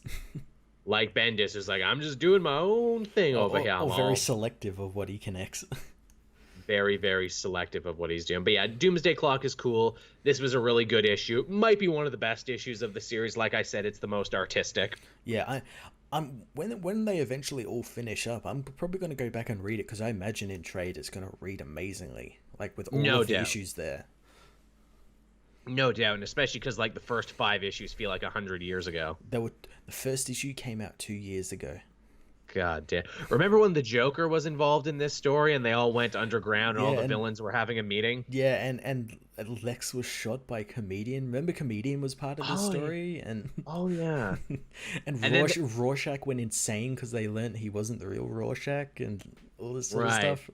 And they mentioned Sanctuary in this book for some stupid reason over a year ago. Yeah, well, now we know, because Sanctuary is still open. But I guess it's still, maybe this is the reason why Dr. Manhattan has to come back and stop them from opening Sanctuary. Man, that would be crazy. Jeff Johns just used this his last issue to retcon shit other people wrote. That's why he's got to kill Superman. That would be really funny. All right, so what else do we have this week? We had Batman Last Night on Earth, Book 1. We did. This is a Black Label book. Yes, and as I said in my review, it's a Black Label book that's out of continuity, but it's also in continuity. That's the craziest thing about it, because Scott Snyder's like, what, did you think I wasn't going to reference a bunch of the stuff I'm doing in Justice League? The Batman machine I set up in my own run and all this other stuff? What is really cool about it is that it can be read in continuity as like this is what happens after Justice League Doom War and like Doom wins and everything. Or it could be read just as an Elseworlds book, like you don't have to read it to understand what's going to happen. Which is the best thing about it. It's just really cool. It's, Batman wakes up in an asylum, everyone telling him he's crazy. He's also younger now. Mm-hmm. And we learn that this is all a big simulation, because this Bruce isn't actually the real Bruce Wayne. This is I guess a clone from that machine. Yeah. That's been imprinted with the original Bruce's memories after that Bruce died during the Doom takeover. But there must always be a Batman. Yes, and Alfred didn't want him to be Batman, so he locked him in this like AI sanctuary thing. Sure did. I like to all the names of all the orderlies and doctors there are references to their actual names. Like Joker is Dr. Redmond Hume Red Hood. Yeah, that was pretty cool. That was pretty cool. The coach, Dr. Algol. Yeah, Algol. Yes. Algol, you tried to drown him in the hot tub. You said it was a Lazarus pit. That's the one thing I really like, where like Bruce is trying to like figure out, okay, well, why do I know all these languages? Why do I, you learnt them from this guy who you might have, who from Dr. Elliot, who you called Shush or something weird. That's great, Shush, because he's a librarian. Yeah, just real funny shit. Yeah, and eventually he gets his bat costume, which is like a shock therapy bridle and a stray jacket, and he ends up fighting his way out of the simulation, which takes him to like this desolate Earth. Post-apocalyptic. Where he meets a head in the jar Joker. We don't know how Joker got his head in a jar, but his head's in a jar and talks. We do not know. And also why the head was waiting there for him. And like, can other people hear the head talk, or can only he hear the head talk? Yeah, and also the head is narrating the book. That's really funny. Also, too, the Joker swears, and it's like, that's really the only thing I can see that earns them the Black Label thing, that the Joker head swears occasionally. She swears, and I think Wonder Woman swears a little bit later on, right, when talking about the chapel. Yeah, which really, those are the only things that really justify this needing to be out of continuity. Yeah. Some dirtier words. Yeah, there's nothing really, anything else. Maybe there's something in later issues, but yeah, this issue, that's true. There isn't. But yeah, they end up getting together, and they end up going to Coast City, which has been utterly destroyed by the Green Lantern power battery. And Mogo's hanging in the sky dead, thanks to Brainiac sucking it dry. And with Mogo dead, all of the Green Lantern rings can go to anyone now, but because they go to anyone, people with low will end up becoming slaves to the ring and create weird Akira babies. I love that. Weird zombie Akira babies that just trample across Coast City, dragging dead bodies behind them. And I'm like, oh, that's so creepy. Yeah, that's so cool. So cool. But yeah, Batman and that are saved by Vixen and Poison Ivy, who are driving around the new Amazons. Driving around in an invisible tank. And they take him to Gemworld. And, which is underground in this universe, which is fine because it's an Elseworld. You can change shit around like that. Well, it might be part of Gemworld that is underground. That's true. They make an indirect reference to, I think, Lord Opal's castle or something. Right. Just like Bendis set up in Young Justice.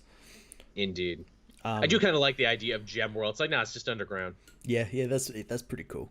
It's not its own dimension. It's just underground. Yeah. So yeah, they end up meeting Wonder Woman, who's using, because Magic has died, she's using like Nabu's helmet as like armor and stuff like that. It's really She's cool. got a sick ass mohawk. Yeah, yeah, and You know, it's the Road Warrior apocalypse when everyone gets everyone's mohawks. mohawk or fade haircuts or something. Yeah, I like it. And yeah, yeah, she ends up telling him about what happened, and we learn that like it's basically the end of Scott Snyder's Justice League run, where Lex approaches the world and leads them to doom, and because of it, uh, everyone seemingly goes insane and kills not just the heroes but the villains as well. Yeah, they all tear each other apart zombie style. Yeah, and again, a villain called the Omega rises and uses the life equation, which kind of reminded me of Deceased. Little bit, yeah, it's funny how we're working that in there too. It's like, oh, another villain who has the power over the anti-life equation. Funny. Yeah, uses the anti-life equation to like carve up the world and just ruin it. And Omega came from Gotham, which leads Wonder Woman to believe that it had to be someone related to Batman, one of his sidekicks, one of his disciples. Yeah, oh, it's Rick. This is what it's been building to. It's Rick. Man, if it's actually Rick and he's like, yeah, when I got shot in the head, I decided to become a villain, I'll be like, oh, you saucy boy, you, Scott Snyder. No, I don't know who it might tie back to Joker somehow. It's gonna be like Alfred or someone unexpected. Yeah, Alfred, or like or old Bruce Wayne. Yeah, that too. I think the old Bruce Wayne thing's a little obvious, but I do like the idea of it being like Alfred or Gordon or someone crazy. Yeah, yeah. But yeah, it's a really fun book. You know, it's people were quick to call it, oh, it's Old Man Logan for Batman, but even though he's younger here than he's ever been. Yeah, he's young Batman here. Yeah. But yeah, really, really cool setup. Definitely the perfect thing for Scott Snyder to do because he loves horror and he loves fucked up images and he can really, play with that. Yeah, and this is meant to be his last Batman book. Yeah, so he says, until the next one. Yeah, and he's going to still write him in Justice League, but yeah. Yeah. Last Batman for a while. Until they pay me more money. Until they pay me more money. But yeah, it's really cool. It is. It's really damn great. And it actually earns the title of Black Label, Mm-hmm. unlike all the other stuff. But yeah, that was just one of several really good Batman stuff that came out this week. We'll talk about another one later, but let's switch over and talk about Marvel this week. I read the finale of Hunted, Amazing Spider-Man number 22. I did as well. Like, god damn it, I didn't see that ending coming, but my god, No. it was a great payoff. I didn't see it coming either, but I feel like I should have seen it coming because Yeah. this whole story has just been echoing the original Kraven's Last Hunt, and it does it right up until the end here, but with a twist. The big takeaway from it is that Kraven wins. Kraven gets what he wants. Kraven essentially beats Spider-Man and breaks his curse. Yeah, yeah. And really, the issue is just him talking to Spider-Man, getting his, survival of the fittest mentality out there. I had to have you prove to me that you could kill me, so I set up this stuff with the Lizard, and now I'm going to kill Billy and Black Cat and everyone else in the park, and you have to kill me, so I've set everything up that the only way you can win is by breaking your no-kill rule. Yeah, yeah. And Spider-Man doesn't. He No, thinks about it. He kind of thinks about it a little bit. He doesn't. I like it's the Mary Jane thing that's in the back of his head where it's like, oh no, I keep having these premonitions of Mary Jane dying if I don't get out of here, so maybe I should do it. And then he's like, no, Kraven's tricking you. He's been tricking you since the very beginning. He's cheating. He's, rigging the game from the get-go. I'm going to beat you.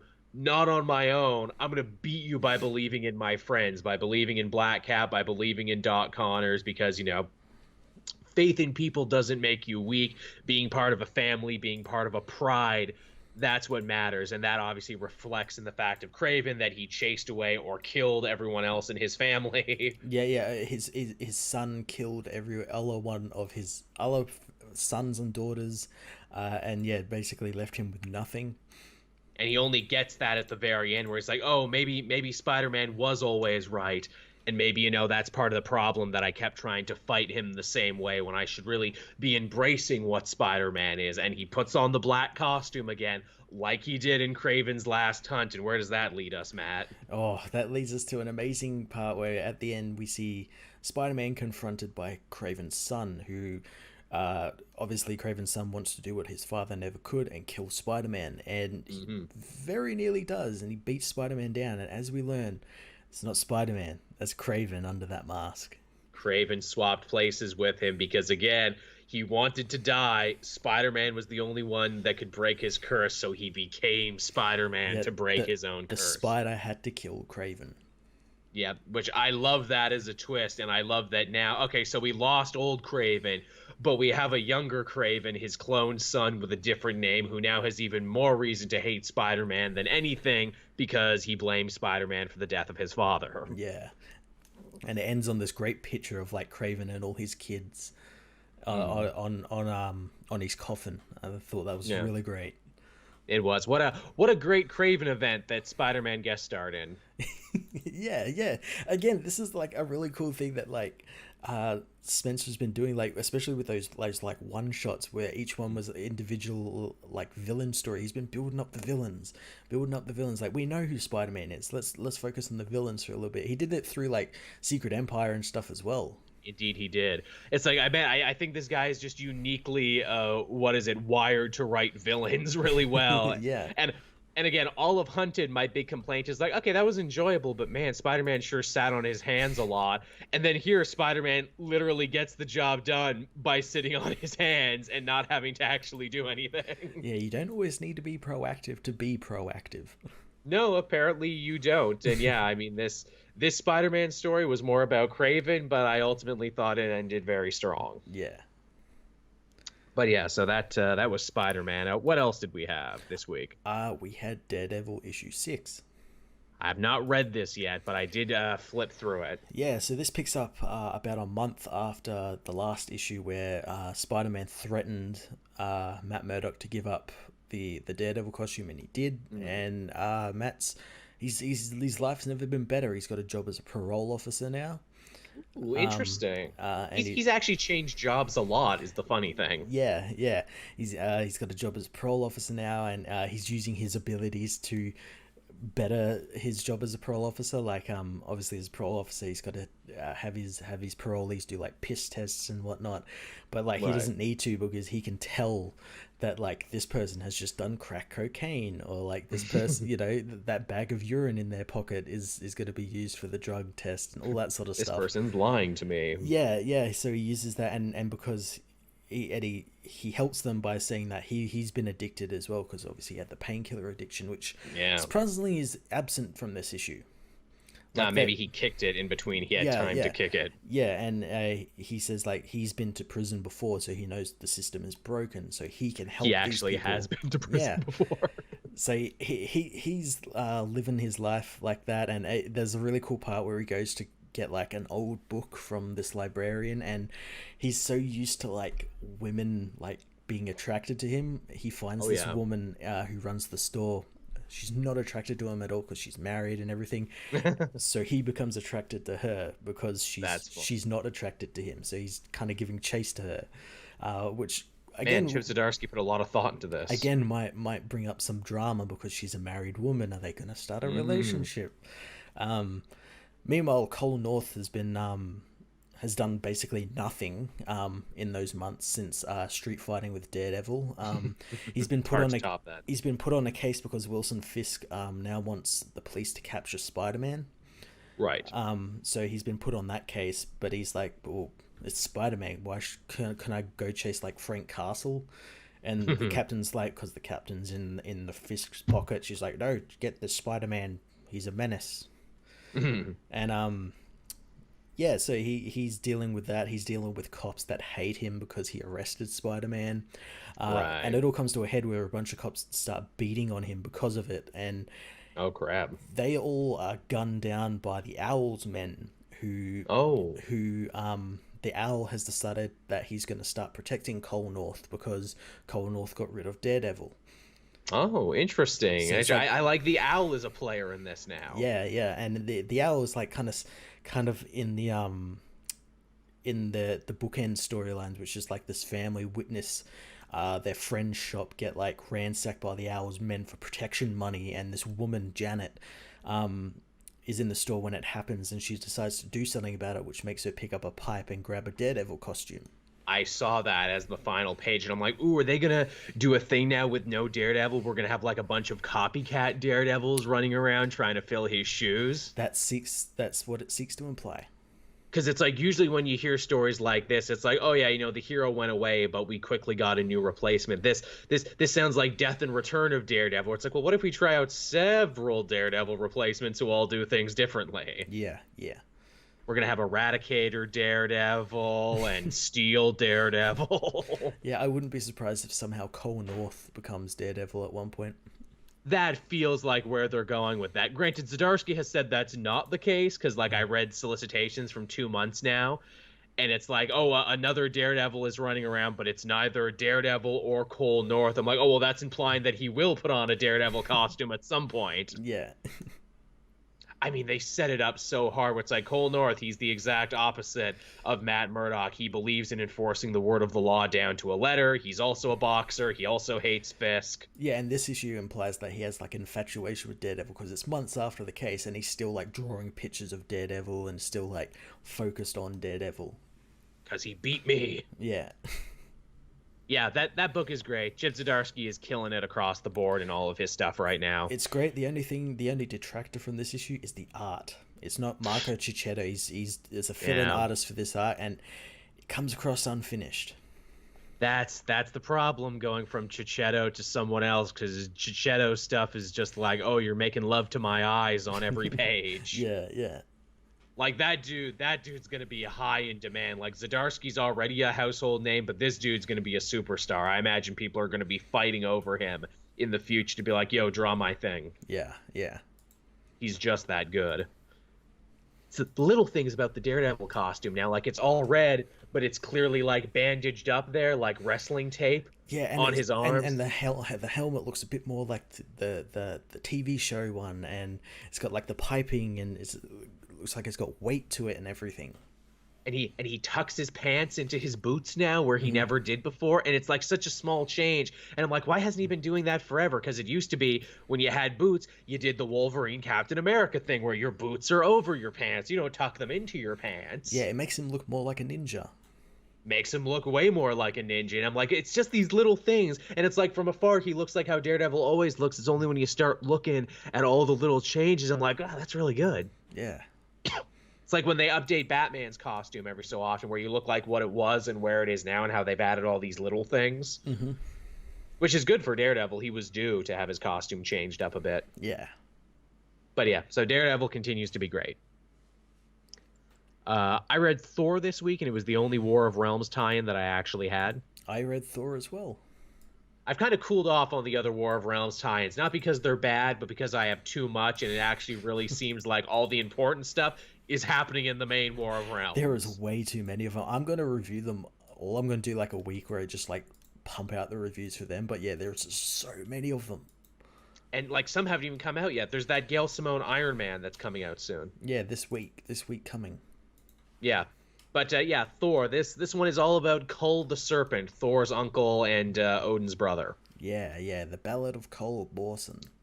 Yeah, who Jason Aaron brought back to be kind of a foil antagonist for Jane when she was Thor, and then he just kind of never went away. He just kind of hung out, and like you kept waiting for the moment, like, oh, he's gonna betray his brother. He's gonna try and take over Asgard. No, he's just staying loyal the whole time. Okay. Yeah, just hanging out in the shadows, watching Thor argue with his father about Jane. Just being super loyal. I love the flashback as a kid where him and Odin are playing like the Viking version of Shot for a Shot, where it's like, oh, you can pick up any weapon and hit me with it once before I kick your ass. And he's like, oh no, I want no weapon. I'm just gonna whisper some horrible shit in your ear because I know all your fears because I'm the god of fear. Yeah, I know Odin doesn't love you. Yeah. Ooh, no. But yeah, that's pretty great. He was sent on a mission, which they've kind of changed his mission because Aaron made it seem like, oh yeah, I want you to infiltrate Malekith's forces. Now it's like, no, I want you to infiltrate behind enemy lines and destroy the fuel sources for the Bifrost. And I'm like, okay, that's a bit of a change, but I understand because it's like you got enough double agent shit going on with Loki. You don't need to double up on your double agents. Yeah, yeah. And they do imply that, like, no, Malekith totally did try and recruit Cull, and Cull actually told him to screw off, interestingly enough. Yeah, yeah. Yeah, it's like, no, well, you could kill my brother. It wouldn't, like, solve anything, all of my problems or anything, you know. I could become ruler, but why? Yeah, Jason Aaron basically says, yeah, Cull grew a lot in between issues when you weren't paying attention, from when he tried to take over the world and that failed, to dying and being brought back and given the chance to be a villain again, but choosing not to. And he eventually frees a bunch of dark elf children before blowing himself up and the whole mine in like a really super cool, I'll take you with me. Yeah, and it inspires these child slaves to fight in the War of the Realms with Cull's axe, and calling themselves the Children of Cull. I do like that. I'm like, oh, see, so in death he became a better god, and also too, because they're Asgardians, none of them stay dead. He'll just be reincarnated. He's been dead once before. Yeah. No, they make mention to that time where he was the dragon, the serpent.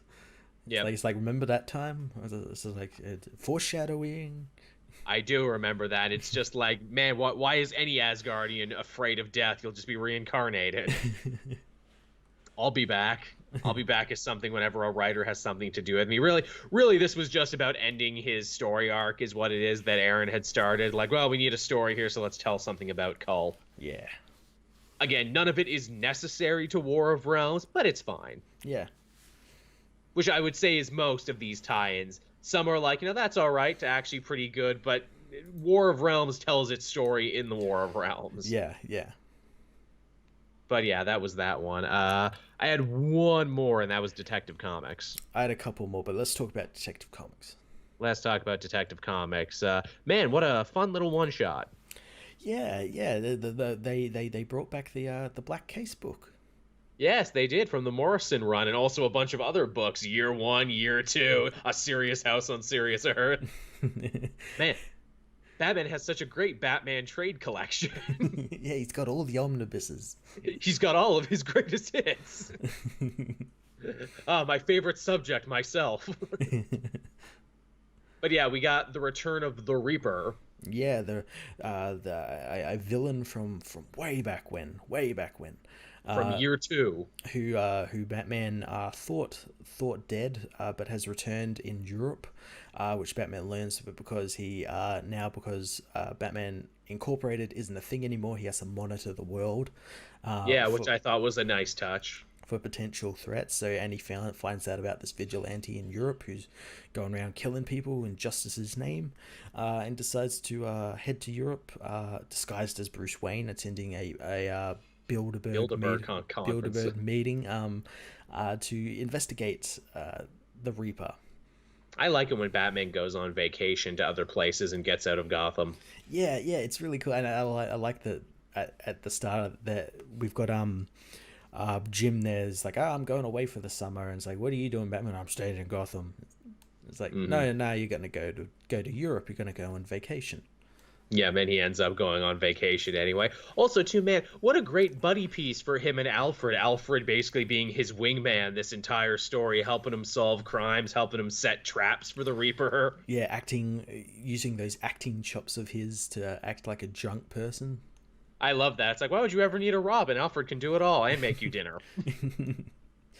That's super fun, super cool. The Reaper's got a bit of a redesign there. It looks a lot like the old one, but there's more cape stuff going on. It looks more modern. Yeah, more modern. And we actually learn why that is, because it isn't the original Reaper. It's Judson Caspian's son, Julian, who no one knew about because he was he was like hidden away. Like he left his family when he was a teenager and kind of did the Batman thing, traveling the world. He was the black sheep of the family. Saw what his father did and realized his father's scope was very limited. Blamed Batman like all villains do. It was only limited to Gotham, so he decided to expand his reach and kind of become like Reaper Incorporated. I love that he's like, yeah, I was inspired by what you did with Batman Inc., but I'm like, I can do it better, though, so I'm going to turn the Reaper into a supervillain franchise for everywhere in Europe. It's like Yeah, Euro Disneyland. yeah, and he has the Reaper Prime, which is like a weird android, part human, part android thing Love it. that like Batman has to fight, and Batman vows to like destroy Julian's Reaper Incorporated, and that's basically where the story left off. Kind of feels like they were setting up something. It does. This is like, hey, if you like this story, we'll keep telling it, and if you don't, it just still makes for a good annual on its own. I do love this idea where it's like, hey, the Reaper's a cool character and a cool design. Why is he not a bigger Batman villain? Let's make him a bigger Batman villain. Yeah, also this book is like poised to, like, if they want to bring back Batman Incorporated, because like Yes, to fight Reaper Incorporated, we'll bring back Batman Incorporated.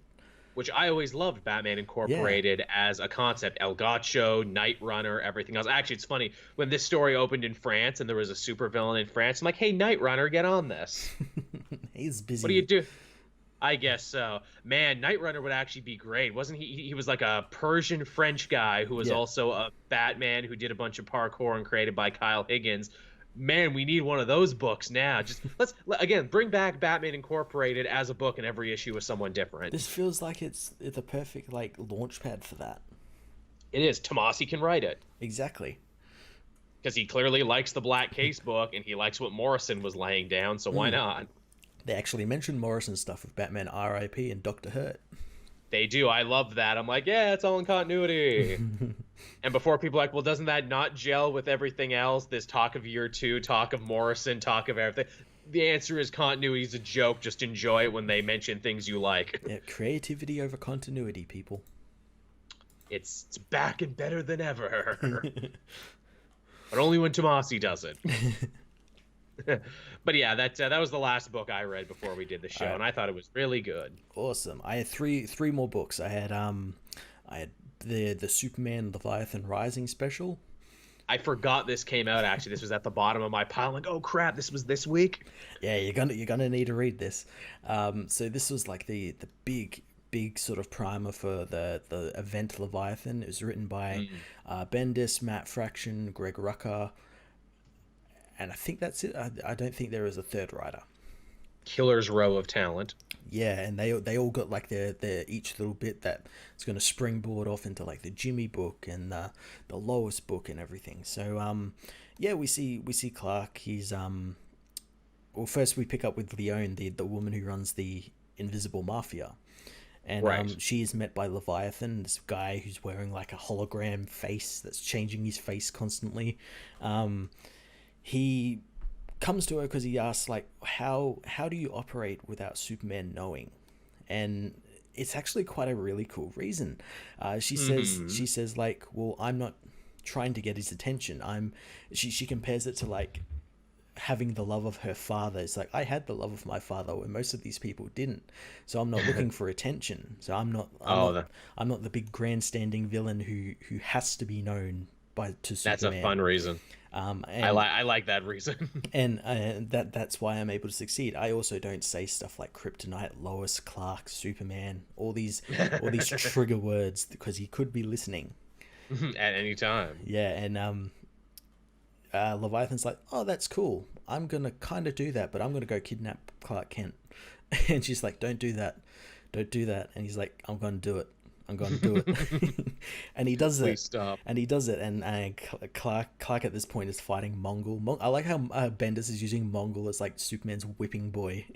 In everything. Yeah. He beats him up in Naomi, he beats him up in everything. Yeah. And Clark sees these people waiting to capture Clark Kent, and he's like, he goes and sees Lois, and he's like, hey, maybe I'll let these guys capture me. There'll be a great story. So he lets it happen, and Lois warns him, don't act while you're being captured. Don't act. Clark can't help it because he gets like stunned by like this bat, and of course it doesn't do anything to Superman, but he's like on the floor seizuring and everything.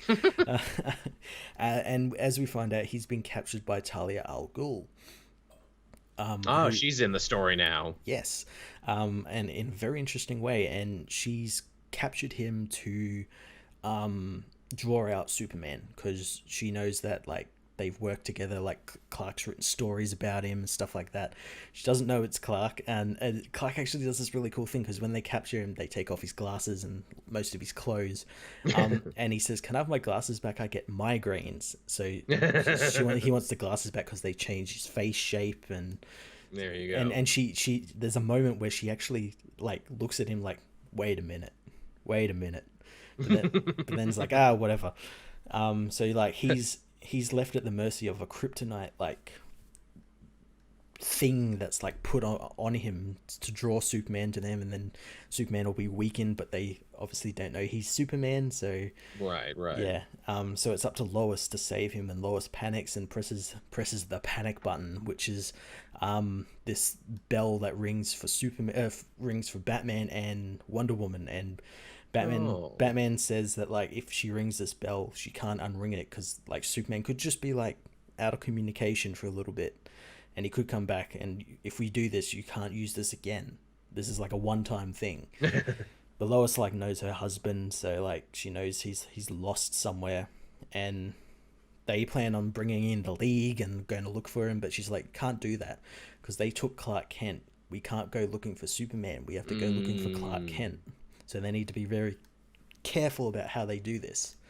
That's nice that they're worried about protecting his secret identity. It feels like stories don't do that as much anymore, protecting secret identities. Yeah. So while that happens, Jimmy is in Gorilla City. He's on a worldwide tour of his new photography book, and he's somehow married a woman who, as it's revealed, is kind of like a multiversal Catwoman. like Selena Kyle Catwoman. The shenanigans Jimmy gets up to. yeah, and we find out that she married him only because she needed to get in there and like steal some jewels that apparently like were stolen from her family generations ago. She takes off and she leaves him a surprise in the bathroom, and that surprise is a cat. The cat turns out to be Dexter.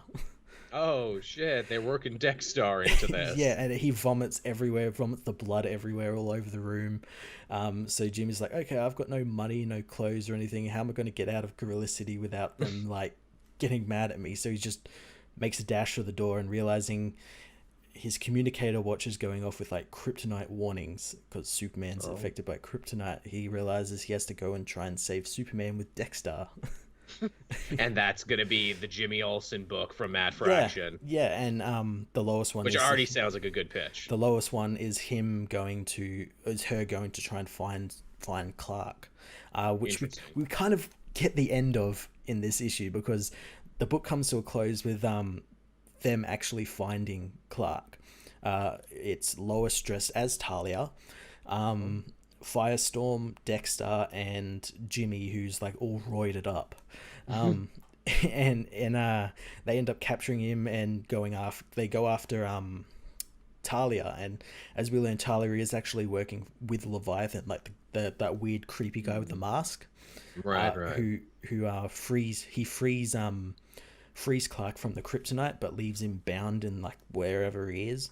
But she's working with him, and he's not happy that she captured Clark because he wanted to do it a different way. So she kind of betrayed him, and because of that, she must die.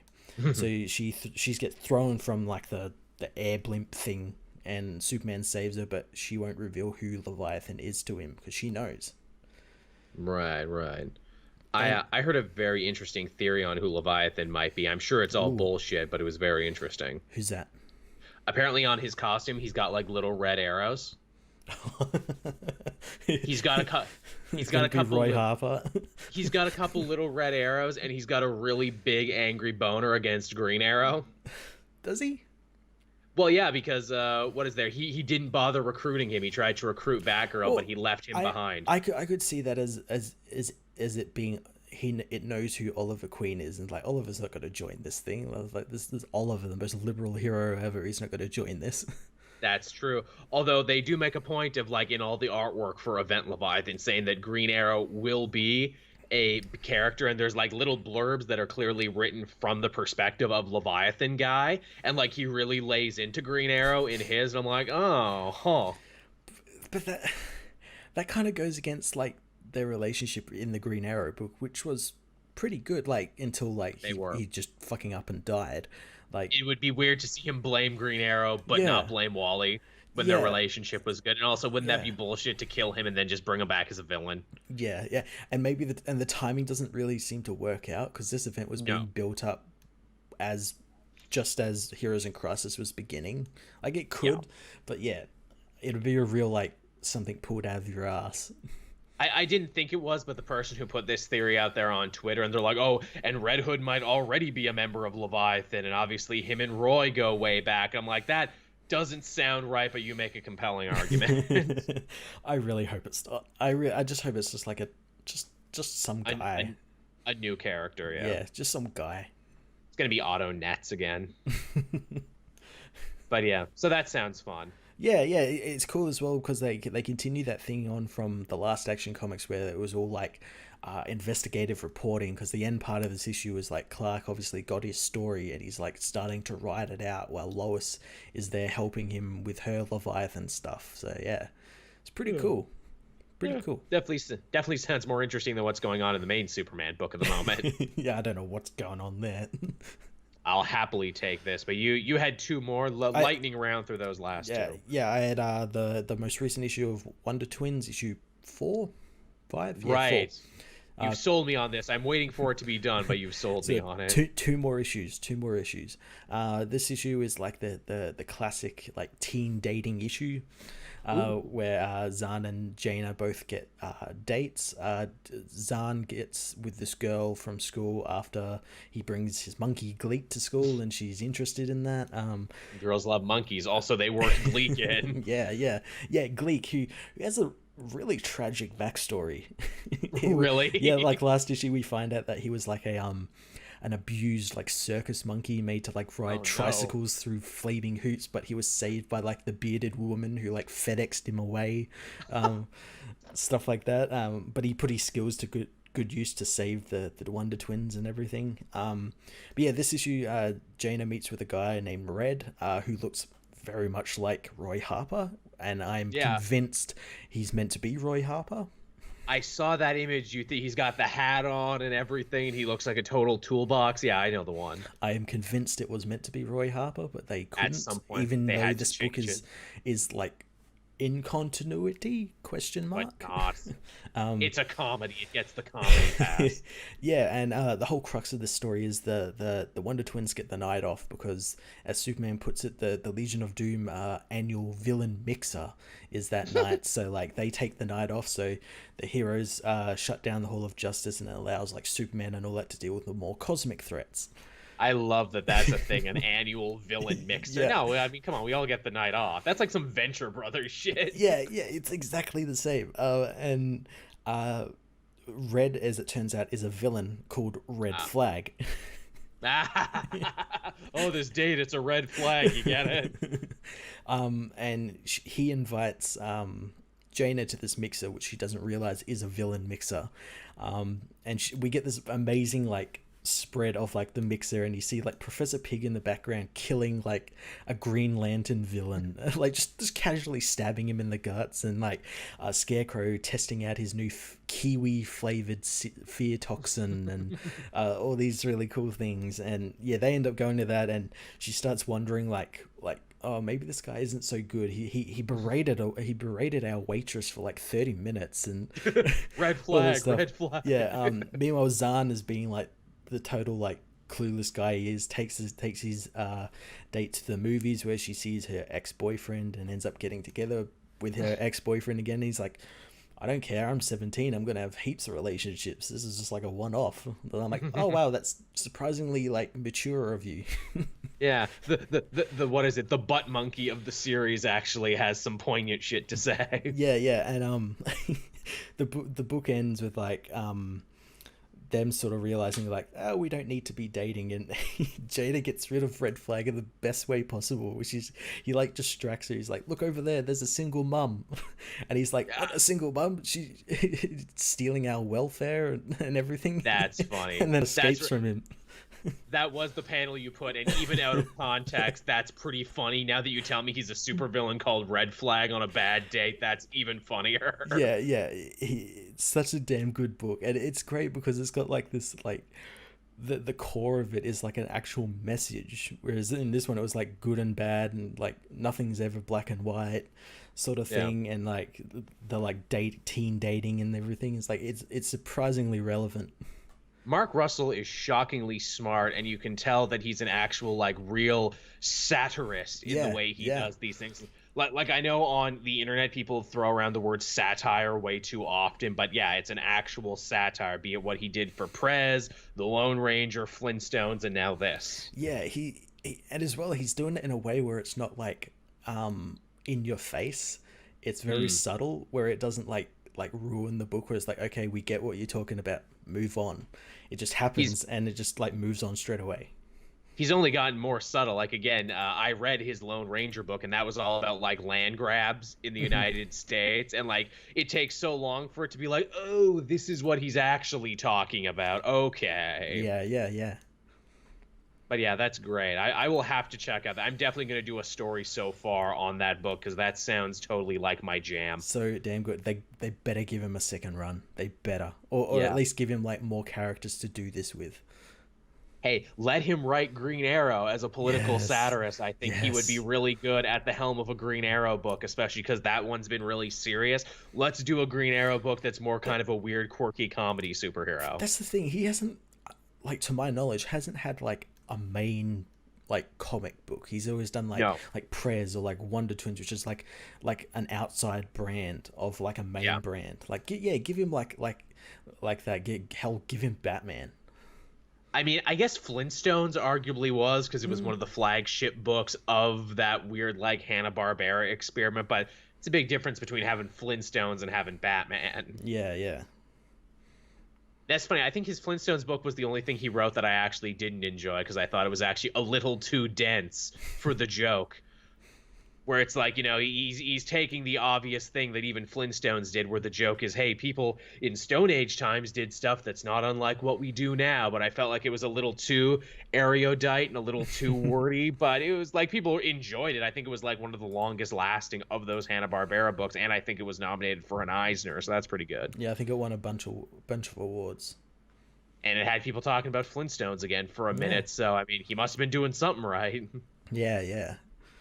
So you said you had one more? Yeah, I had one more. I had Star Wars issue 108. Oh yeah, I got so far behind it. Now you told me it's That been running for 100 No, issues. no, no, no, no, no. This is the 108th issue of the original Star Wars run from Marvel. Oh. This is a one off issue they did to continue that original run and kind of like Oh, with finish. like the Green Rabbit and shit. Yeah, yeah. The original Marvel run. It's under the Legends banner. Cool. It's written by Matthew Rosenberg. Nice, love him. And yeah, it's a continuation from issue 107 continuation, which is we pick up with the most feared bounty hunter in the world, in the universe. Not Boba Fett. This other guy called Valance, who we kind of get like his backstory, and he was like a clone trooper, or not a clone trooper, like a trooper during the Clone Wars, and he ended up fighting through all this stuff, but then he got wounded in like a bombing run by an X-wing, and ended up becoming like half cyborg, and got into all these like fights. He fought Darth Vader, and he was assumed Classic Star he was Wars. assumed dead, but then after a series of events pictured in this book where his remains are found, he is brought online and like just goes insane because he becomes more and more robotic and kind of loses his humanity, and the book is about him just going insane. And it's really quite interesting because the book goes from like the where the original run was set, which is like between the episodes, all the way to like the New Republic. Like Oh, really? it spans decades, and Huh. it's a long book. It's like 40, 50 issues, and it spans like him coming back, and he comes back. He looks like Metallo or the Terminator, and I've seen that picture now. and he just goes insane and just like kills everyone, and the rebels have to stop him and everything, and it's just fun. It's just great. That So, like Marvel decided to do this. I don't know why they decided to do it. It's really it's like strange. it's like, don't you have enough official Star Wars stuff to do? Yeah, but we could do this as well. You know what it is? I bet Rosenberg was a fan of the old stuff, and I bet he had a pitch. Yeah, yeah. But I'm just glad they got like that one issue to do it, and I think they even got back like, I think like Simonson, who was like, I think he was the Oh, original artist, like did like some of the covers and stuff, and oh, holy yeah, shit, it's so cool. It's just that's so cool, impressive. so cool that they got to do this. That does sound like my jam, and that sounds like something that even if you weren't really keeping up with all the Star Wars stuff, you could easily read this. Oh yeah, definitely, and as well, like I think recently they even just put out like all of the old Marvel Mm, comics in like a big omnibus or like a bunch of trades. So like, yeah, it's perfect. that probably helped too to get all Yeah, that together, and at the yeah, same and time, oh, it probably like um appeals to those people who aren't who like the legends, like those people who aren't too fond of the new stuff. oh, they're out there, and they'll tell you about it. Oh yeah, they will. Those fans are like the vegans of the geek scene. How do you how do you know you're dealing with a certain type of Star Wars fan? They'll tell you. Oh, they'll tell you, all right. How do you know your friend is vegan? He'll tell you. Yeah, yeah. Take that, vegan fan base.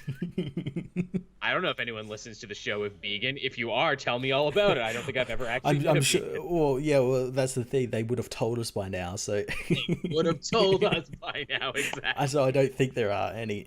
So don't think there are any. But yo, my keto bros, what's up, top? So I guess that's it then, Matt. That's everything. Yeah, yeah, yeah. That is everything. Alrighty then. So I guess we'll start winding the show down. I'm probably going to be mentioning this a lot over the next month or so until it comes. If you are in the Vancouver, British Columbia area, July 5th to the 8th, I will be in Vancouver for the first ever Geektopia Comic Con. It's actually been announced what my panel will be. It'll be about getting into YouTube and about my life as a YouTuber and everything. So if you want all the spicy behind the scenes secrets, you gotta come there, or watch the video when I inevitably re-upload it later. Because it's part of my reel. I need a reel for other cons to be like, yo, bring me out. I do this thing. It's just show reel. Yeah, it's a show reel, exactly, which means I'll have to write it too, and also I'll need to find an interesting way to say, how do you get in YouTube? How do you get successful? It's a fucking crapshoot. It's all luck. Be where I was 5 years ago. That's the thing. It's harder now than ever, actually, to make money on YouTube. YouTube makes it a little harder every year. I'm sure, what is it, like 5 years from now, you'll have to actually run a gauntlet with a bunch of hungry dogs before you even get to upload, which will make you want it more. But yes, check that out. Also, thank you to the patrons who, make this show possible, keep the lights on, allow me to pay Matt, allow me to upload the show in audio format to iTunes and SoundCloud, where you can get it usually a day after it airs here on YouTube. So Thursdays. That's always a big deal. Thank you for everyone who likes, subscribes, and comments. That helps drive engagement and makes it so more people find the show. Yeah, yeah. Do you have anything to promote? Not at this moment. We are coming into con season here very soon, so I imagine I'll be promoting them very soon. One of these days, I got to go to Australia, or you got to come here. Yeah, yeah, our cons out here are pretty cool. Yeah, Pretty from cool. what I understand, They're a lot smaller, but as well, they don't feel very small. they're more intimate. I get that feeling. I would also just like to visit Australia to say I did. You live in an interesting place with interesting stuff. See the Sydney Opera House that's in every movie.